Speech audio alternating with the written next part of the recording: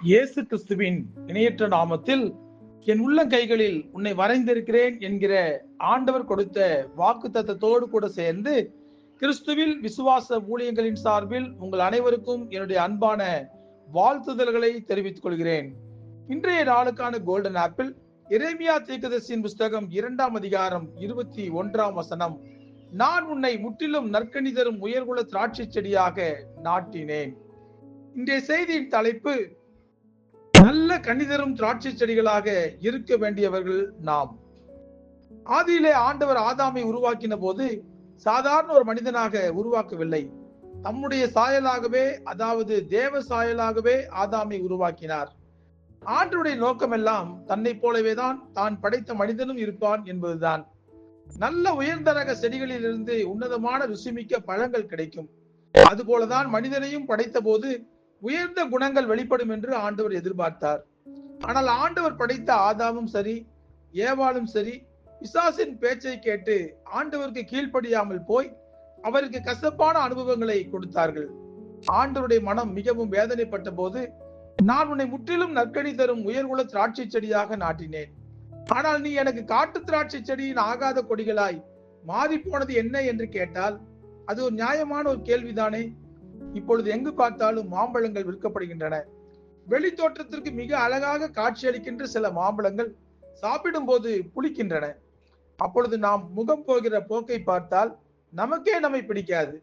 இன்றைக்கு வெளி தோற்றத்திற்கு அழகான மாம்பழங்களைப் போலவும் சாப்பிட்டு பார்க்கும் போது கசப்பான அனுபவத்தை தரும்படியாக புளிக்கின்ற மாம்பழங்களைப் போலவும் தோற்றமளிக்கிற கிறிஸ்தவர்கள் சமுதாயத்திலும் சபைகளிலும் குடும்பங்களிலும் நிறைந்து காணப்படுகிறார்கள். தோற்றத்தை வைத்து உலகம் நம்மை மதித்துக் கொண்டிருக்கிறது. ஆனால் வெளிப்படுத்தும் குணங்களோ ஆண்டவரை துக்கப்படுத்திக் கொண்டிருக்கிறது. நம்முடைய ஆண்டவர் நம் ஒவ்வொருவரிடம் உயர்ந்த காரியங்களை, அதாவது உயர்ந்த குணங்களை எதிர்பார்க்கிறார்.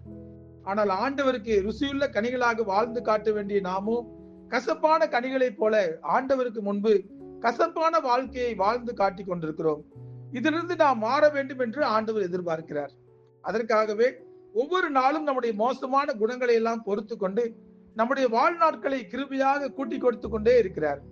ஆனால் ஆண்டவர் மிகவும் நேசித்த இஸ்ரவேல் மக்கள் ஆண்டவருடைய எதிர்பார்ப்புகளை எல்லாம் தவிடு கொடியாக்கி உலக மக்களின் பாரம்பரியங்களையும் விக்கிரக ஆராதனையும் பின்பற்றி ஆண்டவரை விட்டு தூரமாய் போனது போலவே நாமும் இன்றைக்கு ஆண்டவரை விட்டு தூரமாய் போய்கொண்டிருக்கிறோம். அதனால் ஆண்டவருடைய அன்பை இஸ்ரவேல் மக்கள் இழந்தது போலவே நாமும் ஆண்டவருடைய அன்பை இழந்து கொண்டிருக்கிறோம். ஆண்டவருடைய பாதுகாப்பை இழந்து போனால் நம்முடைய நிலைமை எவ்வளவு மோசம் என்பது இன்னமும் நமக்கு புரியவில்லை. ஆண்டவருடைய கிருபையை நாம் இழந்து விட்டால் உலகம் நம்மை சிறைப்பிடித்து விடும். அன்றைக்கு நன்றாக இருந்திருக்க வேண்டிய இஸ்ரவேல் மக்களை பாபிலோனிய ராஜாக்கள் படையெடுத்து வந்து சிறைப்பிடித்துக் கொண்டு போனார்கள். அதனால் ஆதாமும் ஏவாளும் ஏதேன் தோட்டத்தை இழந்தது போல அவர்களும் ஆண்டவருடைய ஆசீர்வாதங்களை இழந்து போனார்கள். இப்படி சகல ஆசீர்வாதங்களையும் இழந்து நிற்கிற பிள்ளைகளை மீட்டெடுக்கவே புதிய ஏற்பாட்டு காலத்தில் கர்த்தர் தம்முடைய சொந்த குமாரனான இயேசு கிறிஸ்துவை பூமிக்கு அனுப்பி வைத்தார். அவர் நமக்காக பாடுபட்டார், ரத்தம் சிந்தினார், 3ஆம் நாள் உயிரோடு கூட எழுந்தார். அப்படிப்பட்ட பூமிக்கு வந்த இயேசு கிறிஸ்து, நானே திராட்சை செடி, நீங்கள் கொடிகள், ஒருவன் என்னிலும் நான் அவனிலும் நிலைத்திருந்தால் அவன் மிகுந்த கனிகளை கொடுப்பான், என்னை அல்லாமல் உங்களால் ஒன்றும் செய்யக்கூடாது என்று ஆணித்தரமாக நமக்கு கூறினார். இந்த வார்த்தைகளுக்கு கீழ்ப்படிந்து யாரெல்லாம் ஆண்டவரை கெட்டியாக பிடித்துக் கொண்டார்களோ அவர்கள் எல்லாம் இன்றளவும் நல்ல கனிகளையே கொடுத்து கொண்டிருக்கிறார்கள்.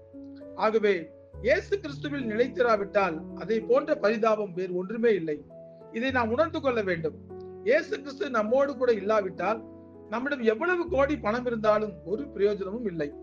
எவ்வளவு செல்வாக்கான மனிதர்கள் நம்மோடு கூட இருந்தாலும் நம்மை காப்பாற்ற முடியாது. காலம் மாறும்போது, கோலம் மாறும்போது நம்முடைய நிலைமை நிர்பந்தமான நிலைமைக்கு தள்ளப்பட்டு விடும். உலக ஆசைகள் ஆண்டவரை விட்டு நம்மை பிரித்து விடுவதனால் தான் உயர்குல திராட்சை செடிகளைப் போல வளர்ந்து நல்ல கனிகளை கொடுக்க வேண்டிய நாம் இன்றைக்கு கெட்ட கனிகளை கொடுத்து கொண்டிருக்கிறோம். ஒரு நாள் படுத்து தூங்கி காலையில் எழும்பும் போது நாம் மனம் திரும்புவதற்கு இன்னும் ஒரு நாளை ஆண்டவர் கொடுத்திருக்கிறார் என்பதை நாம் உணர வேண்டும். இந்த வருஷத்தை ஆரம்பித்து 101 நாட்கள் வேகமாக ஓடிவிட்டன. காலத்தை பிரயோஜனப்படுத்திக் கொள்ள வேண்டிய நாமோ ரட்சிப்பை குறித்து கவலையற்று இருக்கிறோம். நம் குடும்பத்தில் உள்ள ஒவ்வொருவரும் ரட்சிக்கப்பட வேண்டும். ஊழியத்தின் பாதையில் கடந்து செல்லும் போது பல தாய்மார்கள் தங்களுடைய வாலிப பிள்ளைகள் கசப்பான அனுபவத்தை தருகிறார்கள் என்று சொல்லி என்னிடம் கண்ணீர் விடுக்கிறார்கள். நம் வீட்டில் உள்ள ஒவ்வொருவரும் ருசியுள்ள கனிகளை தருகிற பழங்களைப் போல இருந்தால்தான் நாம் குடும்பமாக சந்தோஷமாக வாழ முடியும். அதற்கு இயேசு கிறிஸ்துவோடு கூட ஒட்டிக்கொள்வதுதான் சிறந்த வழி. நம்முடைய பாவங்கள் மன்னிக்கப்பட்டு ரட்சிப்பை நாம் அடையும் போது இயேசு கிறிஸ்துவோடு ஒட்டப்பட்ட கொடிகளாக நாம் மாறி விடுவோம். அப்பொழுதுதான் ருசியுள்ள ஆவிக்குரிய கனிகளை கொடுப்பது என்பது நம்முடைய வாழ்க்கையில் சாத்தியமாகும். ஆண்டவருடைய வார்த்தைகளை தேடி போகிற குணத்தை குடும்பம் முழுவதற்கும் கட்டாயமாக்குங்கள். நிச்சயம் ஆண்டவருடைய வார்த்தைகள் நம் குடும்பத்தில் உள்ள ஒவ்வொருவருடைய வாழ்க்கையையும் ஆண்டவருக்கு பிரயோஜனம் உள்ள விதமாக மாற்றி அமைக்கும். ஜெபிப்போமா? அன்புள்ள ஆண்டவரே, எங்களை உயர்வுள்ள நல் திராட்சை செடிகளாக தான் நீங்க உருவாக்கி இருக்கிறீங்கப்பா. நாங்கள் நல்ல பழங்களை கொடுப்போம் என்று சொல்லிதான் நீங்க எதிர்பார்க்கிறீங்க. நல்ல கனிகளை நீ எங்க இடத்துல எதிர்பார்க்கும் போது ஆண்டவரே, கெட்ட கனிகளை கொடுக்கிற செடிகளாக நாங்கள் மாறி போகாமல் ஆண்டவரே உம்மை உறுதியாய் பற்றி கொண்டு உம்மை மாதிரியாக பின்பற்றி கொண்டு உண்மைக்கு சாட்சியாக உயர்குல திராட்சை செடிகளாக நற்கனிகளை நல்ல குணங்களை வெளிப்படுத்துகிறவர்களாக நாங்கள் காணப்பட எங்களுக்கு உதவி தாங்க. உதவி செய்யுங்க ஆண்டவரே. பிசாசின் சகல தந்திரங்களையும் முறியடித்து உமக்கு சாட்சியாய் வாழ்வதற்கு உதவி செய்யுங்க. இயேசு கிறிஸ்து என்கிற வல்லமையுள்ள நாமத்திலே ஜெபிக்கிறோம் நல்ல பிதாவே. ஆமேன், ஆமேன்.